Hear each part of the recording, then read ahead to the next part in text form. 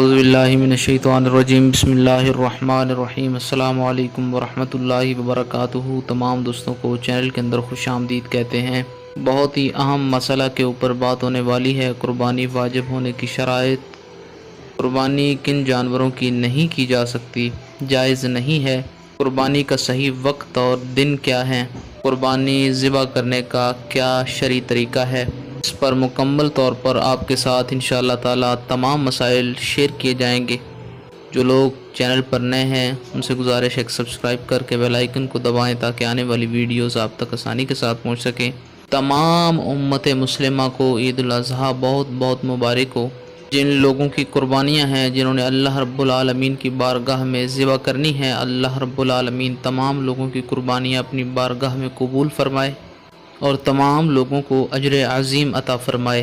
सबसे पहला मसला तो ये है कि कुर्बानी वाजिब होने की क्या शराइत हैं। जो कुर्बानी के वाजिब होने की सबसे पहली शर्त है कि इंसान मुसलमान होना चाहिए, मुसलमान के ऊपर कुर्बानी वाजिब है। फिर मुकीम हो, मुसाफिर न हो, उस पर कुर्बानी वाजिब है। ये वाजिब होने की दूसरी शर्त है।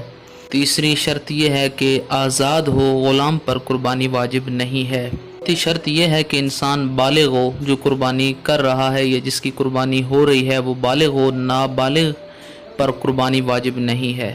पाँचवीं शर्त यह है कि मालिक निसाब हो, 52 तोला चांदी का मालिक हो या इसके बराबर निसाब रखता हो, 52 तोला चांदी के बराबर रकम इसके पास मौजूद है या माल तिजारत का मालिक हो, उसके ऊपर कुर्बानी करना वाजिब हो जाता है। यहाँ पर एक बात नोट कर ली जाए कि बाज़ लोगों के जहन में ये ख्याल ये वाम जाता है कि जिन लोगों पर ज़कात का हुक्म लागू होता है उनके लिए कुर्बानी वाजिब है, जबकि ऐसा नहीं है। जिन लोगों पर सदका फ़ितर वाजिब है वो लोग कुर्बानी के लिए अहल हैं, कुर्बानी उन पर वाजिब है। ये तमाम शराइत कुर्बानी के दिनों में अगर किसी में पाई जाती हैं, ख्वाह वो मर्द है या औरत है, हर एक पर कुर्बानी वाजिब होगी। यहाँ पर एक और सवाल है कि मरहूम जो लोग होते हैं, जो दुनिया से चले जाते हैं, उनके इसाले सवाब के लिए कुर्बानी करना कैसा है। बिल्कुल जायज़ है, कर सकते हैं, लेकिन अगर ज़िंदा शख्स जो अपनी कुर्बानी कर रहा है तो वो मरहूम के लिए भी कर सकता है। यानी ज़िंदा शख्स है, उसने अपनी कुर्बानी नहीं की और मरहूम के लिए उसकी कुर्बानी जायज़ नहीं होगी। मरहूम के लिए उस वक्त कुर्बानी करे जब अपनी ख़ुद के लिए कुर्बानी करे, तो फिर मरहूम के लिए कुर्बानी कर सकता है, उसको उसका इंशाअल्लाह ताला सवाब पहुँचेगा।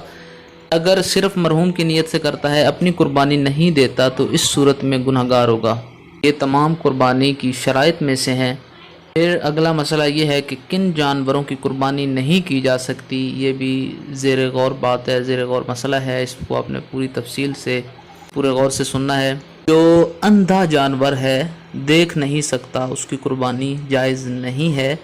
ख़ुद पैदाइशी अंधा हो या बाद में अंधा हुआ हो, दोनों सूरतों में इसकी कुर्बानी जायज़ नहीं होगी। काना जानवर जो है, अगर उसकी आँख एक नहीं है, काना है, तो इस सूरत में भी कुर्बानी नहीं होगी। जानवर का इतना कमज़ोर होना, लागर होना कि जो ख़ुद चल भी ना सकता हो, ऐसे जानवर की कुर्बानी करना जायज़ है। ऐसा जानवर जिसकी दुम, कान 1/3 से ज़्यादा कटे हो या सींग टूटे हुए हों, ऐसे जानवर की कुर्बानी नहीं जायज़। अगर 1/3 से कम कटा हुआ हो तो कुर्बानी की जा सकती है। बकरी का 1 और गाय के 2 थन अगर सूख गए हैं तो उसकी कुर्बानी नहीं की जाएगी। अगर किसी जानवर के अंदर भी ये तमाम मामलात पाए जाते हैं तो इस सूरत में कुर्बानी नहीं होगी। कुर्बानी करने के दिन क्या हैं और वक्त क्या है। 10 ज़ुल्हज को नमाज ईद की अदायगी के बाद से 12 ज़ुल्हज को गुरूब आफ्ताब से पहले तक कुर्बानी कर सकते हैं। यानी 10 ज़ुल्हज आपने नमाज ईद पढ़ ली है, उसके बाद से लेकर 12 ज़ुल्हज गुरूब आफ्ताब से पहले तक कुर्बानी का टाइम है। इस टाइम के अंदर आप कर सकते हैं। कुर्बानी करने का इस्लामी शरई तरीका क्या है। कुर्बानी के जानवर को किबला रू बाएं पहलू पर लिटाएं, इसके दाएं पहलू पर अपना दायां पाँव रखें और ये दुआ पढ़ें।